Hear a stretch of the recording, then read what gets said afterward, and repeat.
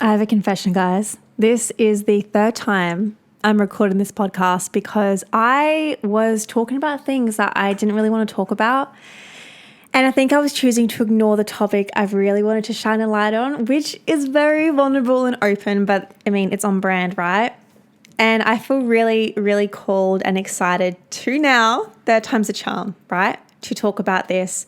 I pulled a few tarot cards. I've pulled an oracle card for this episode so I can really just allow what it is I want to say to come through to me the best way possible, in the most easiest way that you guys can understand and that I can make sense of. And I know that this is going to be big and deep and profound, and I'm excited in the best way possible, all of those words I just shared.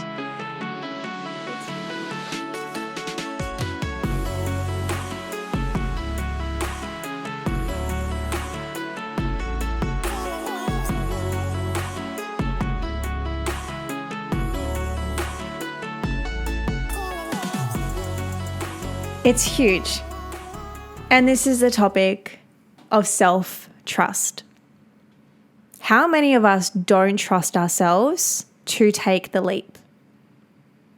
We don't trust ourselves to take the step, to put our needs first, to put our wants and desires first. How many of us play it small out of fear, out of scaring, out of worrying we're going to piss someone off, out of worrying that someone's going to judge us? They're going to think we're weird because we're not normal. We're not doing what everybody else is doing. How many of us are scared to trust ourselves, to look in the reflection and so boldly and proudly think and say, I love myself? How many of us can actually do that without getting weird and awkward and uncomfortable and giggly? How many of us can do that?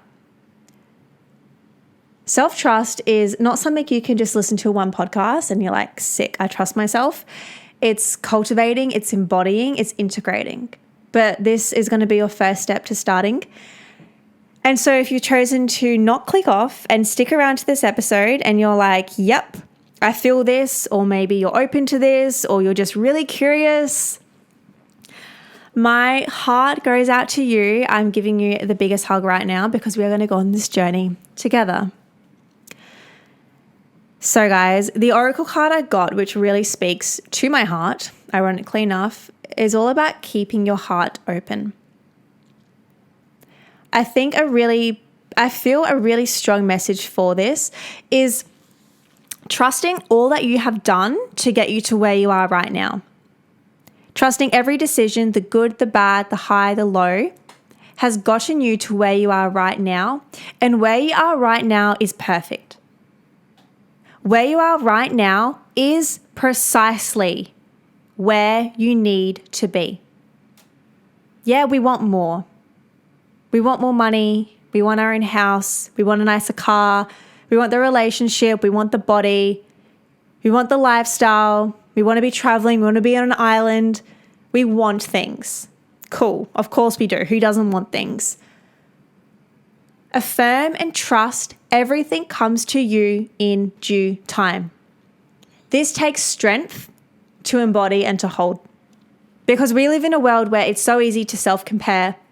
So-and-so is younger than me. They have all these things. So-and-so is only 6 months older than me and they're already married with kids. It's so easy to compare. It makes sense to compare, right? Like, it doesn't make sense not to compare when there are people around us who are very much on the same somewhat wavelength, similar age, location, demographic, interest, but we're all doing completely different things in completely different realities. I wish I had this exact message this time last year. In 2022, I had just turned 25.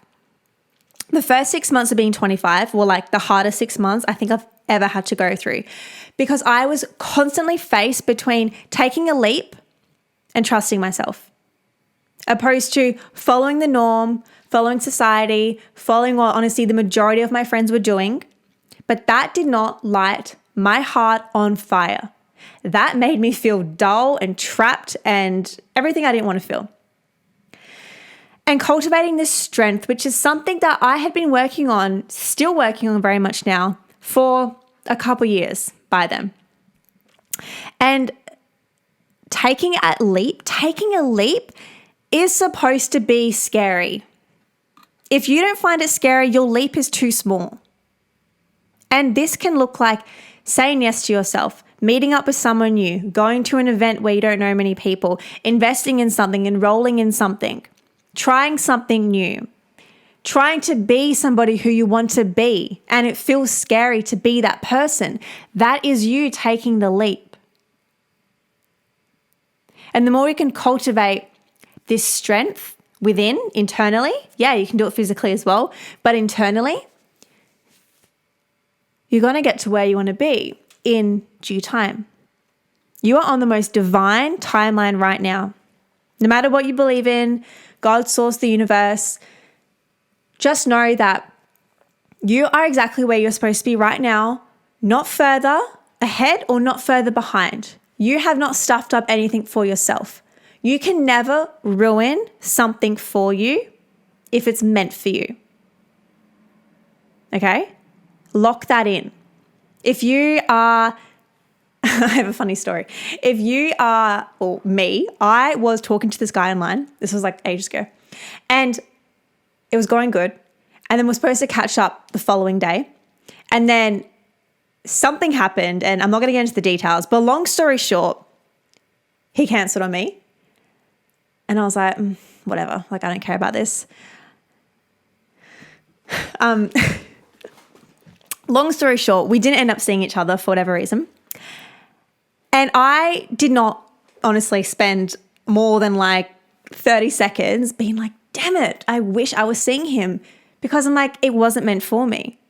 And so let that minor example be the sign for you. You're allowed to want more. Yes, that is valid. But at the same time, you're exactly where you need to be. The power of not judging ourselves is going to be so immensely powerful when it comes to your growth. We are our biggest critics. We put the most pressure on ourselves. Therefore, we are most likely the biggest judges of ourselves. And ask yourself this. The next time you find or you catch yourself judging someone, we all do it. Maybe it's a little thought in your head, or maybe it's actually out loud to somebody. You are judging a reflection of yourself. And it goes both ways. Everything's polarity. If you're admiring something about someone, that is in you too. And that has been actually a really big thing for me recently when it comes to me being surrounded by other women who are doing the things that I want to do that I know aren't in my life right now. And I'm like, the reason I'm seeing this in this woman is because that is a reflection of who I am going to be. And I feel like I've shared this on the podcast at one point or another. When I was at my Mindspo retreat, side note guys, it's 333 right now. When I was at my Mindspo retreat, I reckon it was like the first night, and we're having our group dinners. And I was sitting across from Michelle, and she was talking about the retreats and how it started and the success and all that kind of thing. And it's so easy. I could have sat there and been like, oh, how did she get this? Like, why is she the one running this? Like, this is what I want to be doing.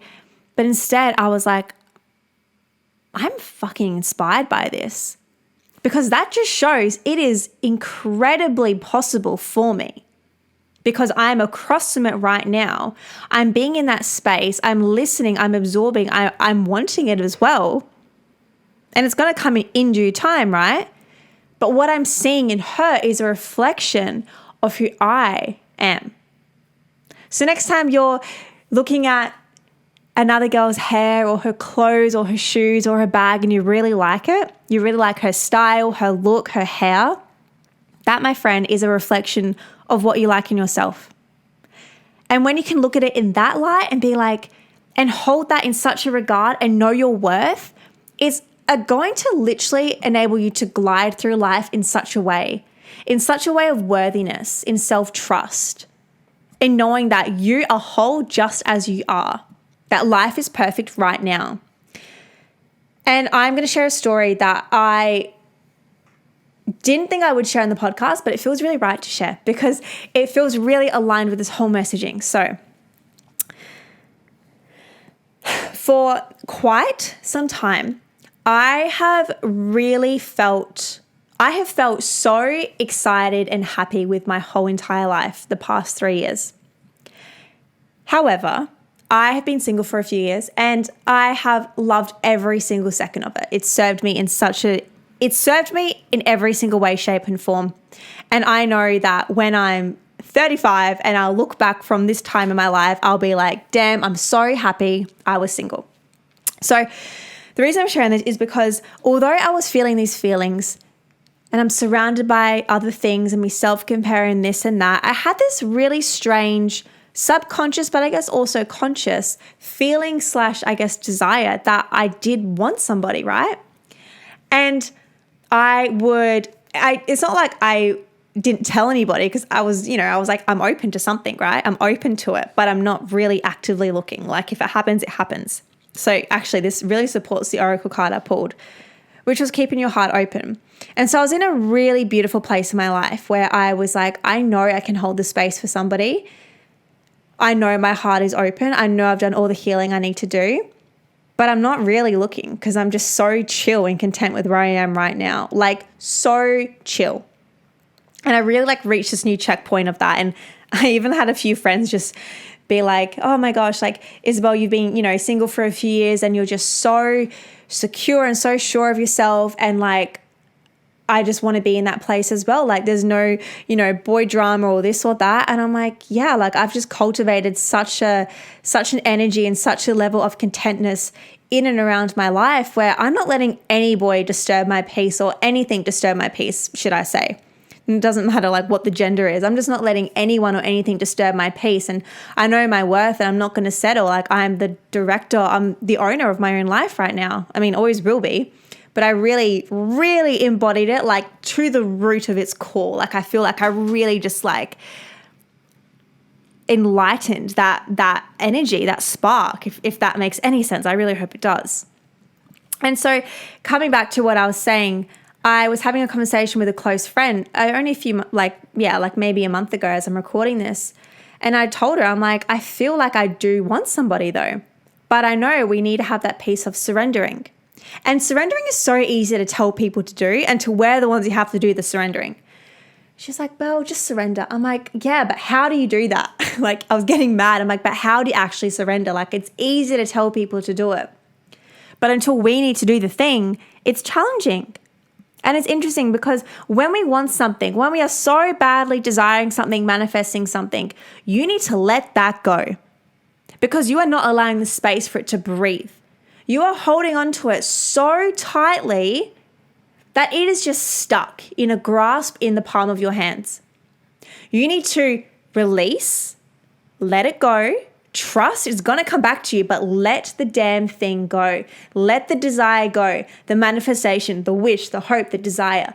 Let it go. What is meant for you will not pass you by. What's that saying? If you love something, let it go.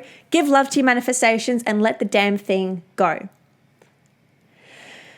And I was like, okay, let me try this out for a minute. And we're talking about ways to do this and surrendering and all the things. And she's like, life is perfect right now, right this second. You don't need extra characters. You don't need less characters. You don't need more money, less money. Life is perfect right now.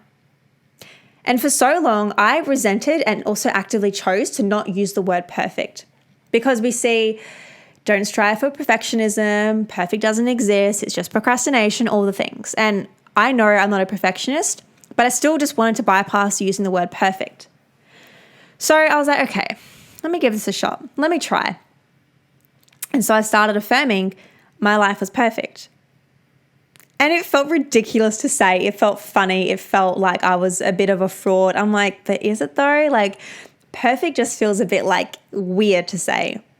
But like when we do anything new for the first time, it's going to feel weird. In fact, I want it to feel weird for you because that means you haven't done it before.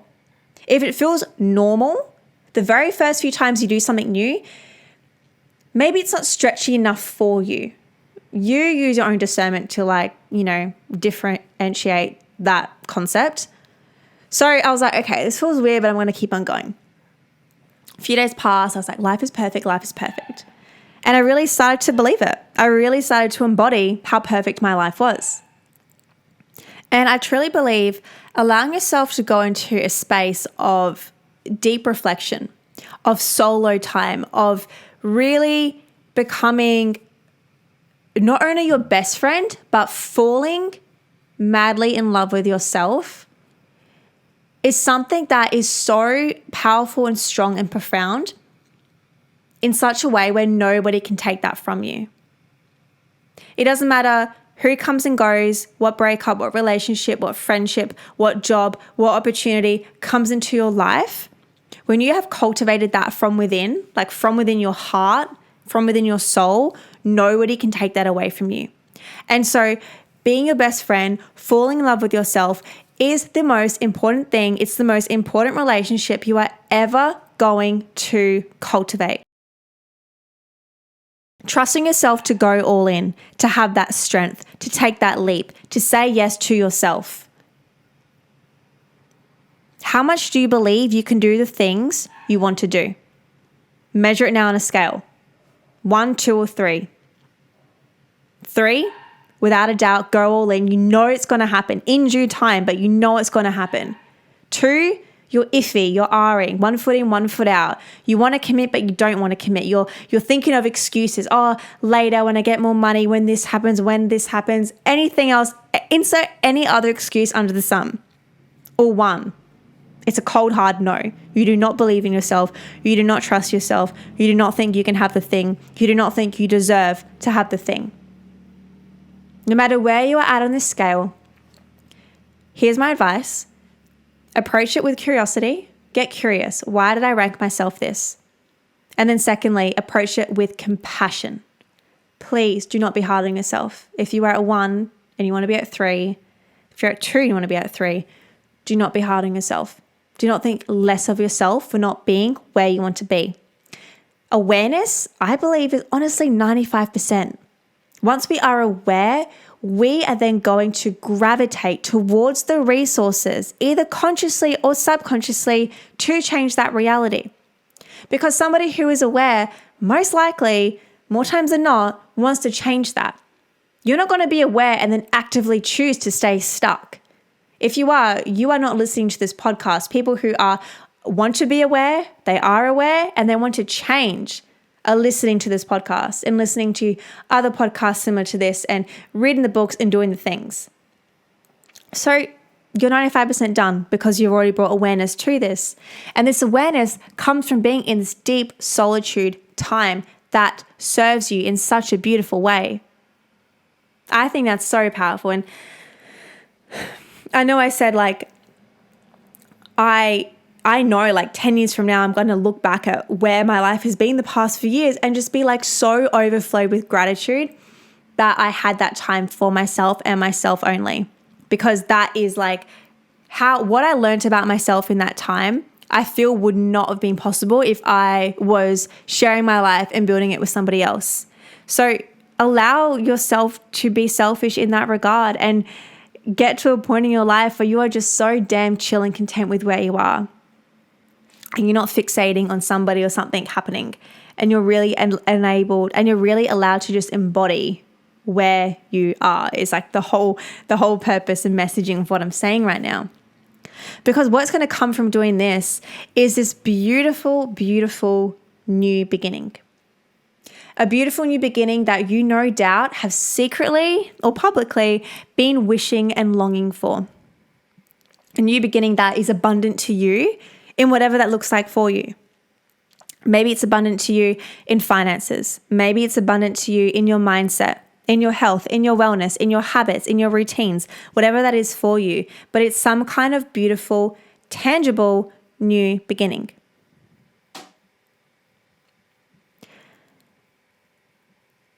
You are also going to have to make choices when it comes to really calling in and making this year and just any period of our life the best we want and taking that ownership. decisions and choices are going to have to be made. And that's a good thing, because that shows that you're really able to move forward and progress. Like, life honestly is a game. We live in a matrix, whatever you want to believe. Life is a game. And in order to get to the next level, decisions are going to have to be made. Maybe it looks like closing off certain things or opening up certain things. Think of it as like you're walking down this pathway and you're walking down this big open road, and it's just barren and dry, and it's as far as your eye can go. There is nothing else in sight apart from this gravel road that you're walking down. And you're walking down this path, and then eventually you get to a fork in the road. You have to make a decision, left or right. This is what, duality, this is what polarity, the decisions of life looks like. And just look back at where you've been this past journey. Look at how much distance you have covered. Trust that you are going to make the right decision. And if you think it's the wrong decision, it's not, it's the right decision. Because what's meant for you will never pass you by. If you head down the path to your left and you're heading down and you're like, shit, I really wish I went on the right path instead. If that right path is meant for you, you are somehow, conscious or subconsciously, going to find yourself back onto that path to the right. Or maybe you are on the left path like we started with, and you're thinking, maybe I should have gone to the right path. That is most likely your fear. Really being able to pull yourself up on and be like, okay, but is this thought coming from a place of fear or love? When I really started my spirituality journey, I read a few Gabby Bernstein books, and she spoke about this concept so much. And I'm always bringing myself up on this when I'm in any situation that I start getting anxiety about or worrying about or fearing even. I'm like, okay, but is this fear? Where is this thought coming from? Is it fear? Is it a fearful thought pulled back from a past memory? I'm associating with a past experience that didn't work out in my favor. Therefore, fear is the result. Or is it generally something that isn't for my highest good, that doesn't make me feel this really nice, feeling of safety and security?